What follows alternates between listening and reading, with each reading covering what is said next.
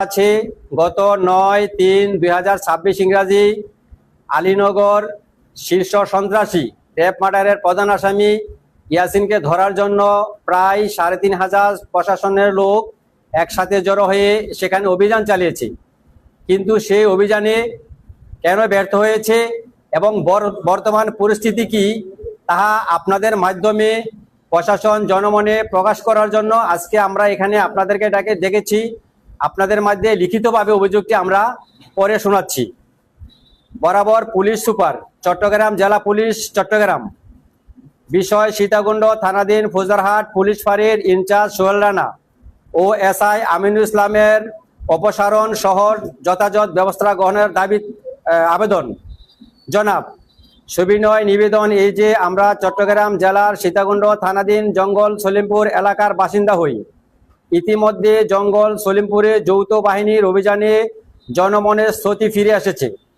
তবে অতি দুঃখের বিষয় যে র্যাব কর্মকর্তা মোতালেব হত্যাকাণ্ডের প্রধান আসামি মোহাম্মদ ইয়াসিনের দোসর ফৌজদারহাট পুলিশ ফাঁড়ির পরিদর্শক সোহেল রানা ও আমিনুল ইসলাম দীর্ঘদিন যাবৎ ইয়াসিনের যোগ সাজে নানা ধরনের অপরাধ কর্মকাণ্ড জড়িত। সন্ত্রাসী ভূমিদস্য র্যাব কর্মকর্তা খুনের অন্যতম আসামি মোহাম্মদ ইয়াসিন ও তার সহযোগীদের সাথে গোপনে আঘাত করে নানা ধরনের চাঁদার ভাগ বাটোয়ারা গ্রহণ করিয়া প্রশাসনিক সকল তথ্য উক্ত ইয়াসিনকে প্রদান করে।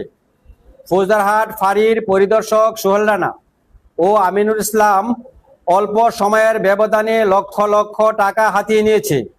ইতিমধ্যে গত 9-3-2026 ইংরাজি তারিখে প্রশাসনের অভিযানের পর ছিন্নমূল বিদ্যুতের বিল র্যাব কর্মকর্তা মোতালেব হত্যার প্রধান আসামি ইয়াসিনের প্রতিনিধির মাধ্যমে ইয়াসিনের নিকট উত্তোলনকৃত বিদ্যুৎ বিল জমা দেওয়ার জন্য সোহেল রানা বিদ্যুৎ কর্মকর্তাদের নির্দেশ দেয়, যাহা ছিন্নমূল জনগণের মনে প্রশ্ন উঠে।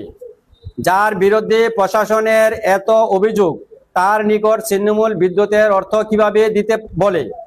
উক্ত দুই কর্মকর্তা জঙ্গল সলিমপুর এর বিদ্যুৎ খাত প্লট বাণিজ্য পাহাড় কাটা ও গোপনে খুনি সন্ত্রাসী ভূমিদস্য চাঁদাবাজদেরকে সহযোগিতা করার অভিযোগ এখন জনমনে আতঙ্কের সৃষ্টি করেছে।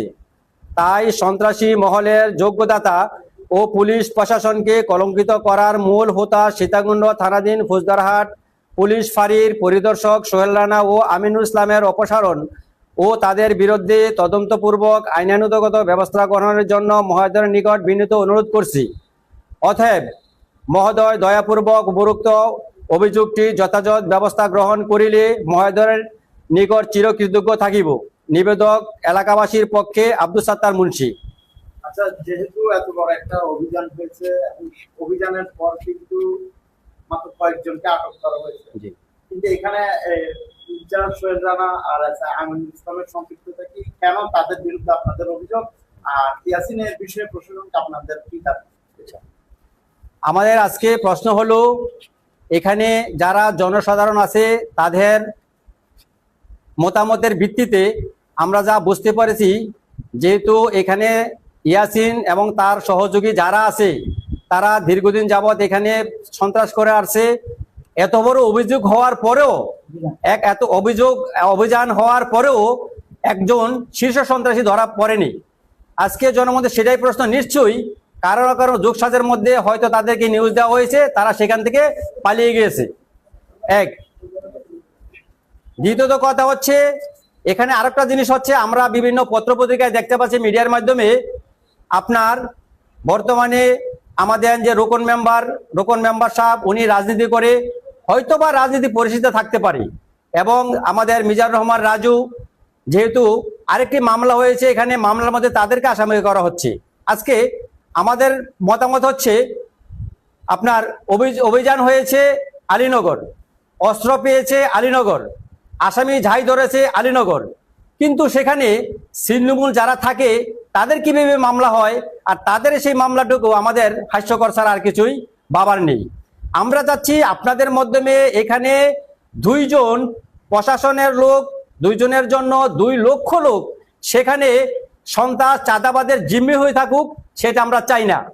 আমরা মনে করি আজকে যদি সোহেল রানা এবং আমিনুল ইসলামকে তাদেরকে ওরা ওরা কিসে আছে এটা একটু মেনশন করে বলুন। এখানে যেহেতু আপনার ফৌজদারহাট পুলিশ ফাঁড়ি ইনচার্জ সোহেল রানা এবং আমিনুল ইসলাম, এসআই আমিনুল ইসলাম, এদেরকে এরা যদি ইচ্ছা করে, আমার মনে হয় প্রশাসন চাপ দিলে ইচ্ছা করে 1 ঘন্টার মধ্যে তাদেরকে অ্যারেস্ট করতে পারবে।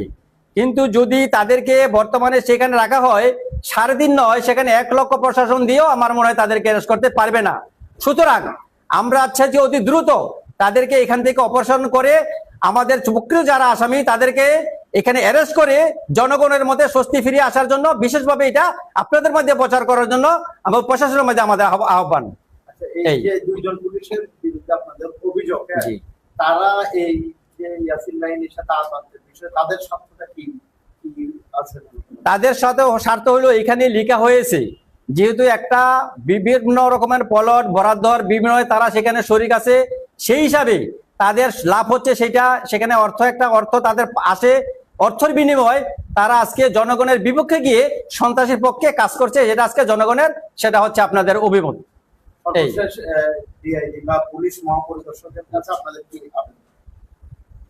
সর্বশেষ একটা প্রশ্ন করতে পারি যে এটা ধরে নেওয়া যায়, যেহেতু ছিন্নমূলের একটা বিদ্যুৎ কেন্দ্র আছে, এটা ছিন্নমূল বস্তিবাসী সমন্বয় সংগ্রাম পরিষদের সংগঠনের আয়াত্তে, সংগঠনের মামলা মোকদ্দমার মাধ্যমে এই বিদ্যুৎ প্রচলিত ছিন্নমূলের নিয়ন্ত্রণ। এখানে বোঝা যায় তাদের সাথে যোগসাজ এই কারণে, ছিন্নমূলের বিদ্যুৎটা ছিন্নমূলের লোকেরা যখন চালাইতে যায় 5 তারিখের এই ঘটনার পরে, অভিযানের পরে, তখন শৈলানা নিজে আয় আলীনগরের লোকেরা বসাই দেয় এবং এটাও বলে যে বিদ্যুৎ এখন আমার নিয়ন্ত্রণে। তাহলে আলীনগরের এই শৈলানার নিয়ন্ত্রণে এই টাকাগুলো চলে যায় ইয়াসিনের কাছে। তাহলে এখানে বোঝা যায় শৈলানা ইয়াসিনের পক্ষের মানুষ। ইয়াসিন অভিযানের আগ মুহূর্ত শৈলানার পরামর্শ এলাকা থেকে সরিয়ে এই নিয়ে ধরা যায় শৈলানা এই ইয়াসিনের লোক শৈলানারে ভালো করে জিজ্ঞাসা করলে বলতে পারবে ইয়াসিন কোথায়। একটা বিষয়, ওইখানে আমরা বিভিন্ন গণমাধ্যম থেকে শুনি 2টা গ্রুপের সংঘর্ষ, 2টা গ্রুপের আধিপত্য বিস্তার। এখন কি এগুলা কি সন্ত্রাসী গ্রুপ বা ওইখানে কি অবস্থান করে, কার অবস্থান কোথায়, এটা যদি আপনারা আমাদের একটু ক্লিয়ার করতে। 2টা গ্রুপের সংঘর্ষ বলতে পারি না, বলতে পারি যে এটা বিগত কিছুদিন আগে আমাদের একটা এখানে অভিযান হয়েছে, অভিযানের পরে হঠাৎ করে ইয়াসিন সাহেব আসি এখানে দল বল নিয়ে আমাদের লোকদের মারধর করি, দোকানপাট লুটপাট করি, মানুষের আমাদের মিজানুর রহমান রাজুর দোকানপাট আরো অন্যান্য ধরনের ঘর বাড়ি থেকে মালামাল নিয়ে এই জায়গাটা সে জোরপূর্বক দখল করে নিয়ে যায়। তাহলে কিন্তু সেখানে আমরা দেখতে পাই 2 গ্রুপের মারামারি কোনো কিছু নাই, শুধু একটা পক্ষ এখানে আসি লুটতরাজ রাহাজানি সন্ত্রাস করতেছে। দুই গ্রুপের আমরা 2টা পক্ষ মিলে, আমরা 2টা সংগঠন মিলে, এরা বলতেছে 2টা গ্রুপ। সংগঠন সংগ্রাম পরিষদ আর নিয়ন্ত্রণ করতে চায়, দখলে নিয়ে যেতে চায় আলীনগর। কেন? সর্বশেষ পুলিশ মহাপরিদর্শকের কাছে আপনাদের কি দাবি? আমাদের দাবি হলো যে পুলিশ মহাপরিদর্শকের কাছে আমরা এই 2 জন কর্মকর্তাকে এই থানা থেকে অপসারণ করলে আমার মনে হয় এই এলাকার লোক স্বস্তি পাইব এবং প্রকৃত সন্ত্রাসীরা র্যাব হত্যাকারী মোতালেব সাহেব হত্যাকারী নিশ্চয় আইনের আয়ত্তে আসবে।